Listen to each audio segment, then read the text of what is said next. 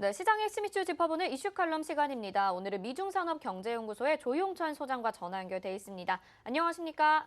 예, 안녕하십니까? 네, 오늘부터 내일까지 이틀간 이제 바이든 대통령이 주최하는 기후 정상회의가 화상으로 개최가 됩니다. 여기에서 40개국 정상이 참여한다고 알려졌는데요. 회의에서 어떤 내용이 좀 논의가 될지 알려주시죠. 네, 미국 같은 경우에는 40개국, 그중에서도 중국, 러시아까지도 합류를 해서 기후변화 정상회담을 추진하게 됐는데요. 두 가지 목적 때문에 그렇습니다. 첫째는 국제사회에 미국이 다시 국제협상을 주도하고 있다는 것을 보여주기 위해서고요. 두 번째로는 트럼프는 기후변화 대책에 대해서 상당히 신중했지만 자신은 앞으로 기후변화 위기와 관련해서는 외교 정책의 중심으로 삼겠다. 또 한 가지는 경기 회복과 탈탄소화 정책을 양립시킬 수 있다. 그래서 그린 리커버리라고 하는 녹색 부흥을 통해서 수십 년간 질 높은 새로운 일자리를 만들어내겠다는 이런 어필을 하기 위해서 이번에 회의를 주재한 것으로 보여집니다. 이번 서밋의 주요 테마는 주요국들이 CO2 배출 감소와 관련된 속도가 결정이 되고요. 또 혁신적인 기후변화 대책에 의해서 고용 창출도 양질의 창출을 해주겠다는 겁니다. 또 한 가지는 탈탄소화를 위해서 기술 개발을 촉진시킬 예정으로 있고요. 또 기후변화가 가져올 세계 안보 문제와 관련해서 논의될 것으로 보여지는데요. 이 때문에 벌써 미국, 유럽, 일본 같은 경우에는 CO2 배출을 2050년까지 실질적으로 제로화시킬 계획으로 있고요. 또 중국도 2060년까지 제로화시킬 계획이 있는 만큼 전 세계는 앞으로 디지털화 그리고 그린화라는 큰 틀의 흐름은 2060년까지도 계속될 것으로 보여집니다. 네, 뭐 2020년, 2050년, 2060년까지 시간이 많이 남긴 했는데 이산화탄소 배출량을 제로화시킨다는 거잖아요. 근데 이게 정말 목표한 만큼 실질적으로 가능한 건지도 좀 궁금합니다. 네, 국가별 온실가스 배출량을 보면요. 중국이 가장 많고요. 그다음이 미국, 인도, 러시아, 일본 순입니다. 미중이 전 세계의 40%를 차지하고 있는데 기후변화 대책의 열쇠를 쥐고 있다고 볼 수가 있습니다. 문제는 현재 양국 간의 그 갈등도 깊지만 기후 변화에 대해서는 미중이 서로 협력하기로 했는데요. 이는 중국 같은 경우에는 태양광 패널, 풍력 터빈 쪽과 관련해서는 세계 최대 생산자고요. 또 신재생 에너지와 관련된 세계의 특허를 3분의 1 정도 보유하다 보니까 협력하는 게 오히려 좋다고 생각했던 것으로 보여집니다. 이제 문제는 화석 연료를 대신한 자연 에너지 발전을 해준다면은 풍력이나 태양광 패널, 태양 전지 쪽에서는 아무래도 큰 시장이 형성이 되겠지만 바람 없는 날, 흐린 날과 같이 인간의 힘으로 극복할 수 없는 부분이 많기 때문에 전력 수급의 불안정성은 그대로 남아 있다는 겁니다. 이런 전력과 관련된 불안정성을 줄이기 위해서는 축전 설비라든지 여러 태양광 패널을 서로 엮여서 연결시키는 스마트 그리드를 설치해야 되는데 이렇게 되면 투자 규모가 엄청나게 늘어날 수밖에 없고요. 또 태양광, 또 풍력 같은 전기를 매입하기 위해서는 전력회사가 비싼 고정가격 매입 제도를 써야 되는데 이렇게 된다면은 회사 경영난도 어려워지기 때문에 지속 가능성이 없다는 점에서 새롭고 혁신적인 기술뿐만 아니라 이거와 관련된 새로운 시스템을 만드는 작업이 가장 중요하지 않을까 보여집니다. 네, 결국에는 돈과 관련된 것 같습니다. 바이든 대통령이 기후변화 문제를 중요한 정책 과제로 생각하고 있는 것 같은데요. 그렇다면 기후변화 관련해서 예산 규모는 어느 정도로 책정이 되고 있나요? 네, 지금 미국 같은 경우에는 전 부서가 기후변화와 관련된 대책 보고서들뿐만 아니라 예산을 증액시키고 있는데요. 바이든 행정부에서는 신재생 혁명을 미국이 주도하지 않으면 중국에 뒤처질 수가 있다고 보고 있고요. 또 이거와 관련된 기후변화 비즈니스를 앞으로 민관이 함께 그려갈 것으로 보여진다는 점에서 향후에 예산이 상당히 늘어나지 않을까 보여집니다. 바로 미국 같은 경우에는 2022년도 예산 교서가 얼마 전에 나왔는데요. 60쪽 분량이 됩니다. 여기에서 150여 곳에 기후라는 단어가 들어갔고요. 또한 예산 교서 첫머리를 보면은 기후 변화로 인한 다음 세대에 대한 위기 차원에서 탈탄소화 정책을 추진하겠다고 밝혔습니다. 앞으로 4년간은 예산이 급속도로 늘어나게 될 것 같은데요. 바로 미국의 내무부 같은 경우에는 정부 소유지뿐만 아니라 야생 생물을 관리하는데 무료 기후변화와 관련된 예산이 들어가다 보니까 16% 정도 예산이 증액이 됐다고 합니다. 내용을 보면요. 친환경 연료 사용뿐만 아니라 환경 오염을 없앤 토지 그리고 수자원과 관련된 투자를 크게 늘렸고요. 또 화석 연료 근로자들을 재생 에너지 관련 사업으로 전직을 지원하는 프로그램이 진행이 됩니다. 이뿐만 아니라 농촌 지역의 재생 에너지와 관련된 새로운 전력망 공급을 추진하고 있고요. 축전 설비 자금 지원뿐만 아니라 방치된 유전과 관련된 예산을 책정을 했는데 이는 우리나라의 석유화학과 관련된 기업들이 이제 신재생 에너지로 빠르게 급속하게 탈바꿈하지 않으면 세계 추세에서도 뒤처질 수 있는 만큼 SK 그 에너지라든지 LG 화학 같은 경우에도 이제 새로운 그 사업을 찾아서 새로운 프로젝트를 계속 추진하지 않을까 보여집니다. 네, 우리나라에서도 새로운 서비스를 찾아서 개선하게 될 것 같다라고 말씀을 해주셨고, 지금 말씀하신 내용을 들어보니까 그렇게 된다면 전 세계적으로 이 온실가스 배출 감소에 대해서 장기적으로 좀 노력을 하게 될 것 같아요. 우리나라 경제에 어떤 영향들을 미치게 될까요? 네, 뭐 2020년 코로나 그 팬데믹 상황에서도 CO2 배출량은 한 7% 정도 감소를 했는데요. 이런 상황인데도 불구하고 온난화 효과를 억제하는 데는 0.01도 정도밖에 효과가 없었다고 합니다. 이 때문에 혁신적인 대안을 모색할 수밖에 없는데요. 이래서 유럽과 미국 같은 경우에는 그린 리커버리라고 하는 녹색 붐이라는 정책들을 추진하게 됩니다. 이렇게 되면 2030년까지 온실가스를 최대 25% 정도 절감하게 되는데요.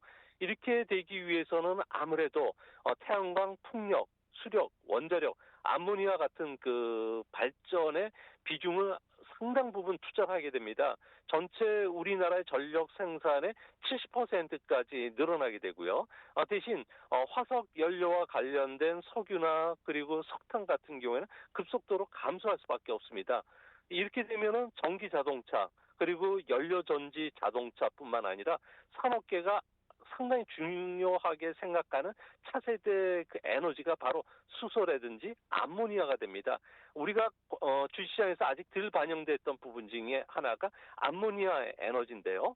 농업용 비료 쪽의 용도로 사용되긴 하지만 암모니아 같은 경우는 화석 연료에서 채취가 가능하고요. 이렇게 되면 수소와 질소를 뽑아낼 수가 있기 때문에 수소 같은 경우에는 전력이나 가스, 선박 엔진 쪽 연료로 사용할 수가 있다는 겁니다.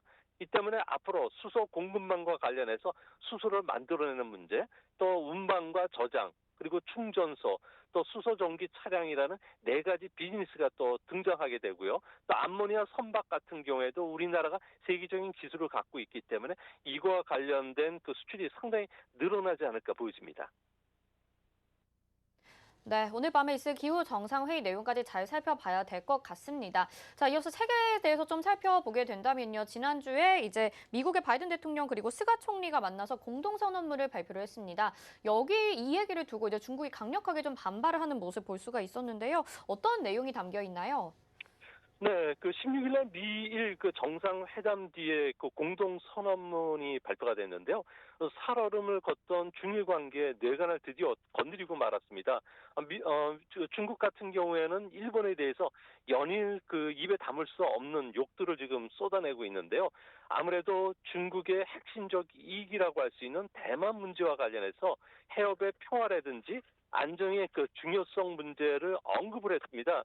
이 때문에 52년 만에 대만을 언급한 거에 대해서 중국 같은 경우에는 내정 간섭이라고 즉각 반발을 했고요. 이제 앞으로 필요한 조치를 취하겠다고 하면서 군사적 압박뿐만 아니라 다양한 압박들을 하고 있습니다. 여기에 일본 같은 경우에는 신장 위구르, 홍콩 인권과 관련해서도 심각한 우려를 표명했고요. 또 중국이 상당히 그 반발하고 있는 쿼드 협의체 협력 부분, 그리고 동중국해, 남중국해와 관련해서도 중국을 견제하는 발언들을 쏟아냈는데요. 이 때문에 중국 같은 경우에는 자신들의 자존심에 상처를 입었기 때문에 7월 1일 공산당 창당 100주년을 앞두고서 여러 가지 압박 카드를 꺼낼 것으로 보여집니다. 대표적으로 불매 운동이라든지 전략 제품에 대한 규제 카드를 이제 하나둘 꺼내들 것으로 보여지는데요. 본격적으로 일본에 대한 규제는 아무래도 동계 올림픽이 끝난 내년 3월 이후가 되지 않을까 보여집니다. 네, 말씀하신 것처럼 일본이 중국의 자존심을 건드렸다 이렇게 볼 수가 있을 것 같은데 여기에 이제 일본에 대해서 중국이 대일 압박 카드를 꺼낼 거라고 말씀해 주셨잖아요. 조금 더 자세하게 설명해 주실 수 있을까요? 네, 일본에 대한 압박 카드 이전에 작년 11월 달부터 중국은 호주에 대해서 압박을 하고 있는데요. 아무래도 호주가 화해에 대한 이동통신 참여를 배제했고요. 또 코로나 진상조사를 주장했고, 또 홍콩의 인권 문제를 걸고 넘어졌기 때문에 중국은 호주산 석탄, 보리, 구리, 설탕, 목재, 와인, 랍스터, 그리고 목재와 관련해서도 상당히 수입을 규제시켰습니다. 이제 일본에 대해서도 이거와 관련돼서 이야기들이 나오고 있는데 지금 현재 중국 언론이라든지 인터넷 쪽에서는 반발 강도가 호주보다 더 세지고 있습니다. 이로 인해서 중국 내 매출 비중이 높은 의류회사인 유니클로, 그리고 자파 판매점이죠. 무인 양품, 그리고 일본에 대한 자동차, 그리고 SK투와 같은 화장품에 대해서 불매 운동 이야기들이 나오고 있는데요. 이렇게 되면 롯데가 사드 당시에 당했던 거 이상으로 불매 타격을 받을 수가 있기 때문에 이 시장을 한국 기업이 잘만 하면은 매출 증가 효과를 가져오지 않을까 보여지고요.